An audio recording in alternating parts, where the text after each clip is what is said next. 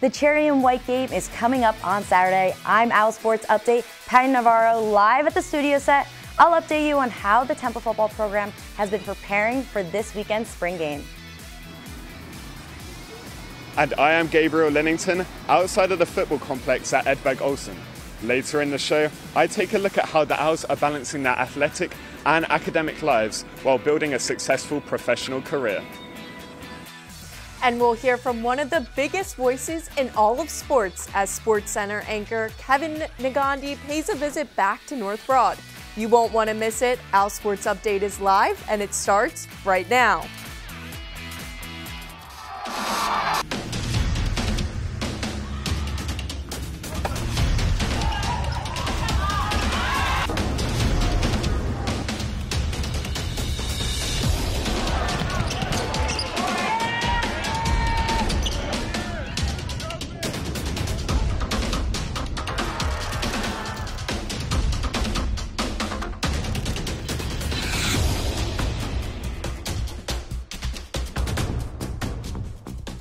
Hello all and welcome to this episode of OwlSports Update.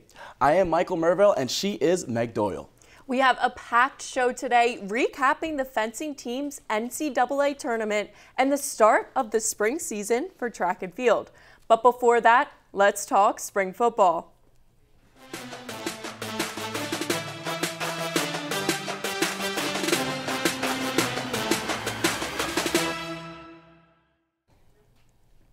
The weather is getting warmer, which means it's almost time for the annual spring game on Saturday at 2 p.m.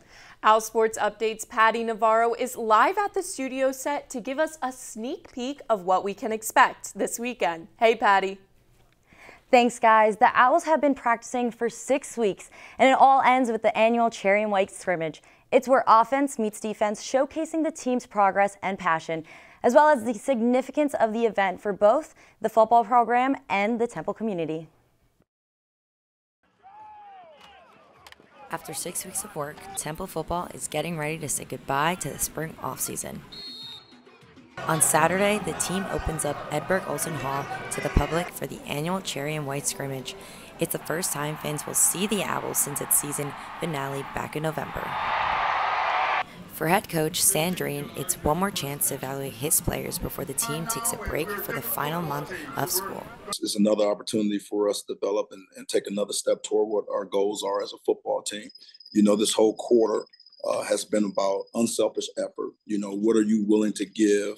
This spring scrimmage ends 6 weeks of work, but it's more than a game. It's a lot like a day of celebration. This game is an incredible opportunity and fun time for the players, especially for those playing in their first cherry and white game. Excited to see the turnout. I'm hoping we get a lot of people here that are excited about Temple football, and I think we're going to put a product out there that's great, and people are going to see that we have an exciting season coming up. While there are many players who are experiencing the game for the first time, there are others who have played in the game multiple times. Graduate student O-lineman Wisdom Quarshire is most excited about all that surrounds the spring finale. It's a good opportunity to bring the community together. It's a good opportunity for alumni to come back, you know, see old faces and see old family and family to come out. And it's just a good time, good energy, and a happy time. It's a chance for fans to enjoy some football and one more chance for players to impress the coaching staff here at 13th and Diamond. There's good news on the weather front. A bit chilly with highs around 60, but no rain in the current forecast. I'm Patty Navarro at the studio set. Mike and Meg, back to you guys. Thanks, Patty. This cherry and white game gives the players one final chance to impress the coaches. But wide receivers coach Tyron Carrier says it's also about having some fun, as most of the work is already done. The real grit is done before the spring game. I just want them to go out there and have fun, know their assignment, play fast, and really put on a show. So it's more of the calm. I'm more of the calm guy on those type of days. Everything that needed to be enforced was enforced throughout the course of spring. So we have most of the spring season in the rearview mirror. The fall season will be here before we know it. To talk further about the past, present, and future of Temple football, we welcome on Sam Covone.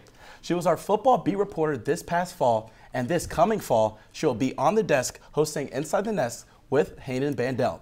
Hey, Sam, thank you for coming on. Thanks for having me, guys. All right, let's jump right into it. This upcoming season's football team is very different from last season. The main thing being no E.J. Warner. Who do you think is going to take that QB1 position? So unfortunately, I don't have a guaranteed answer for you guys right now. In total, there are 5 quarterbacks in the running. The 2 standouts include Evan Simon, who is a redshirt junior. He transferred in from Rutgers this season.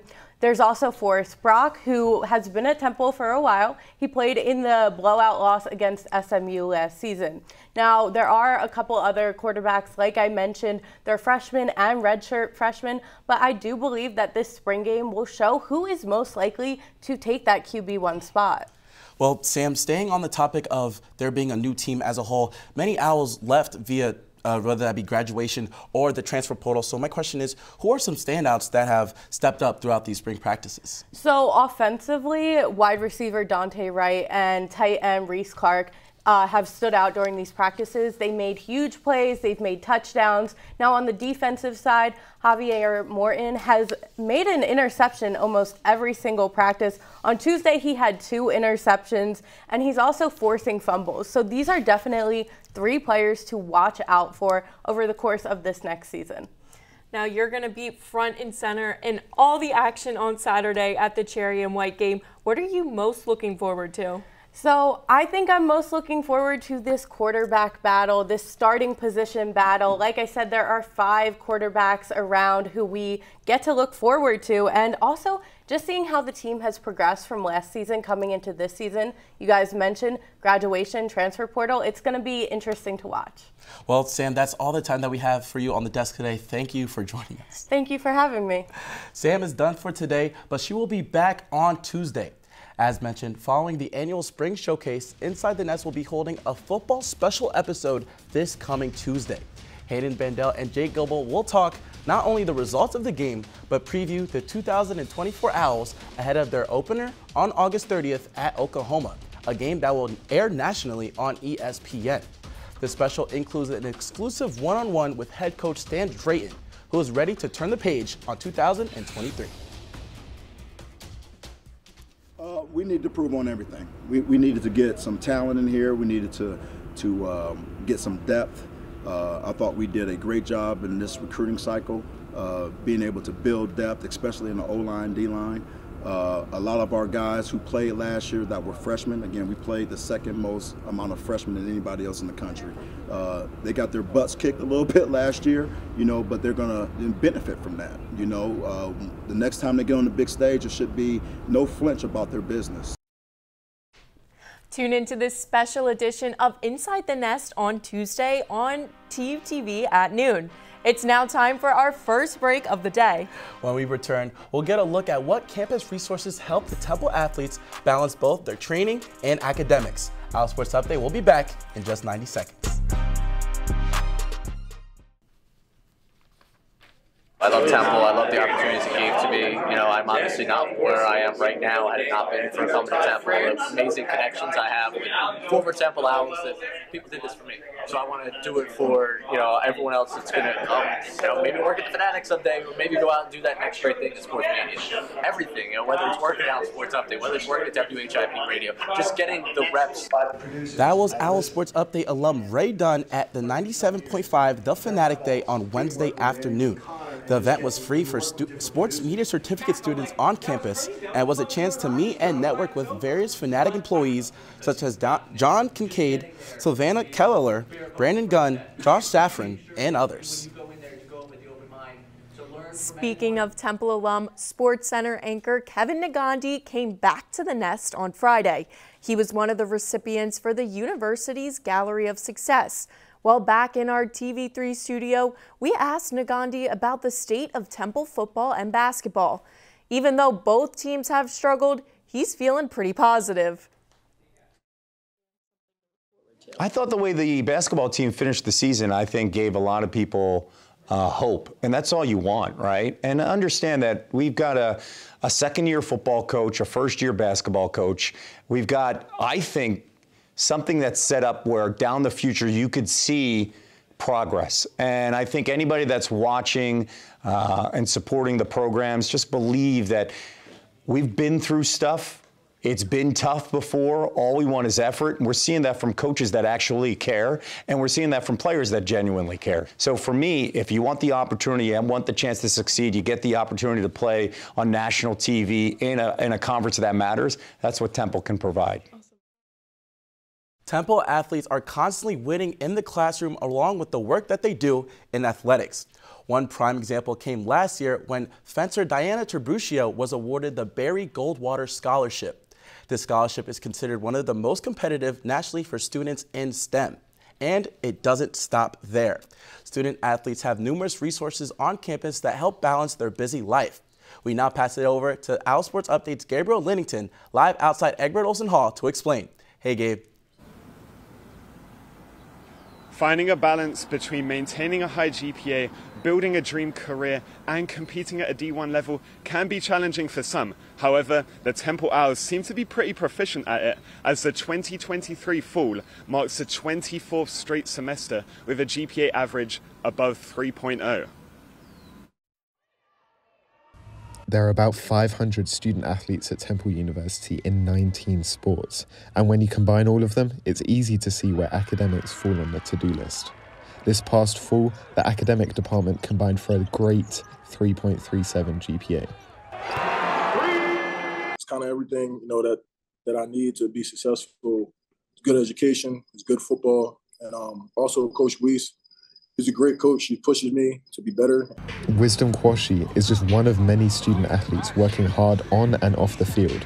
Wearing number 79, Kwashi is one of Temple's top football players. It all starts from the discipline, being a leader, communicating well, just being a guy that's always willing to get better at his job, not settling for less.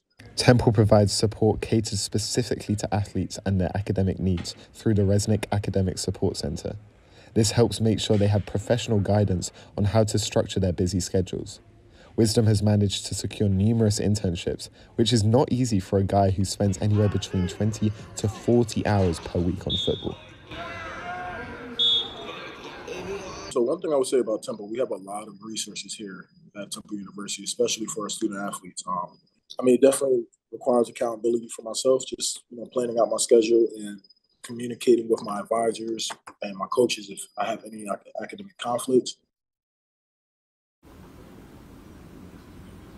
No matter the major, passion, or dream career, Temple athletes like Wisdom are paving the way for a successful and healthy balance between academics and athletics. Live from Egbert Olson, I'm Gabriel Linnington. Back to you guys on the desk.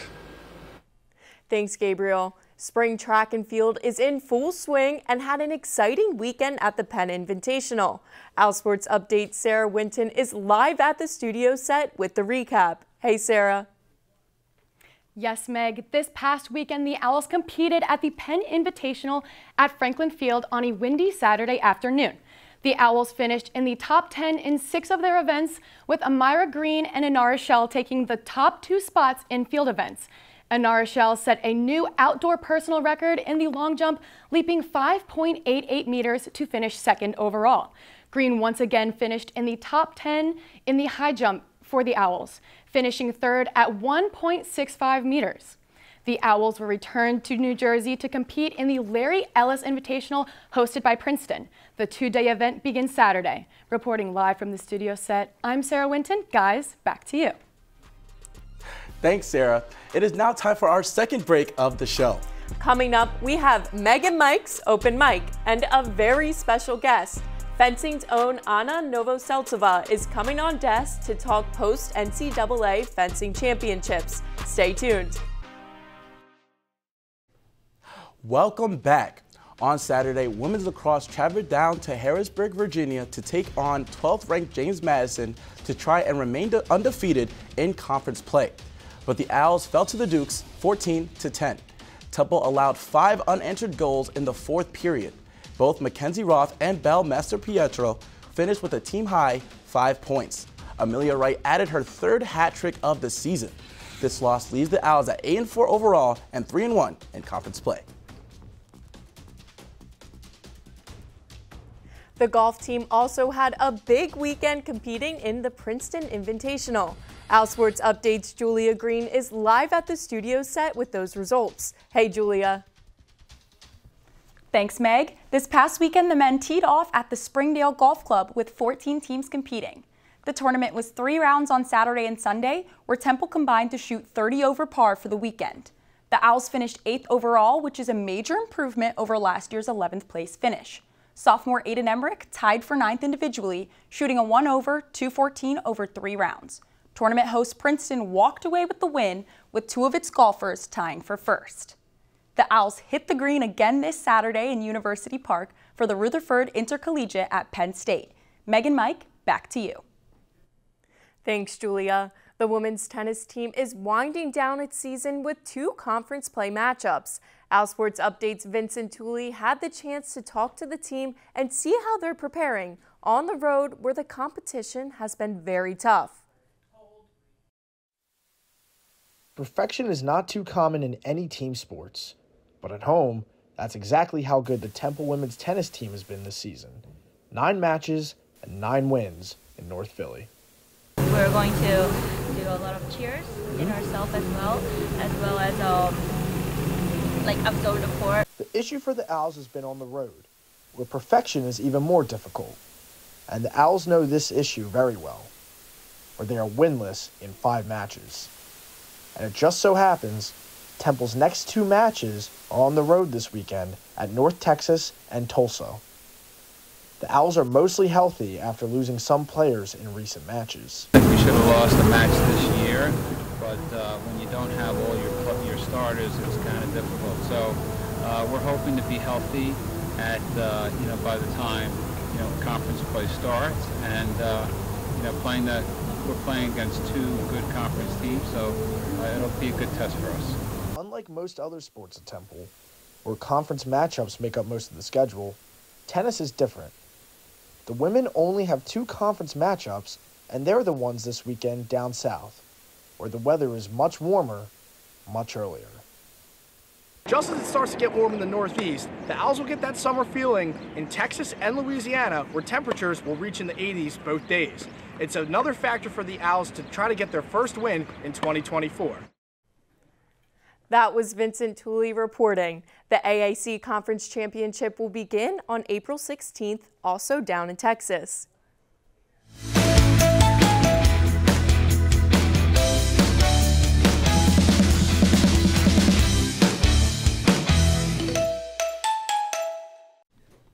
It is now time for my favorite part of the show, Meg and Mike's Open Mic. We are joined by a very special guest from the fencing team, Anna Novoseltsova. Thanks for coming on, Anna. Thank you for having me.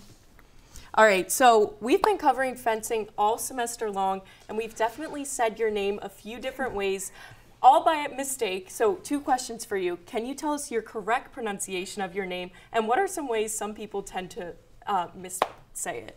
Yeah, so my last name is pronounced Novoseltsova, and a lot of people pronounce it Nova Scotia, Novosteltsova, all kinds of ways. That's funny. I don't think we've said Nova Scotia, so at least that makes me feel a little better.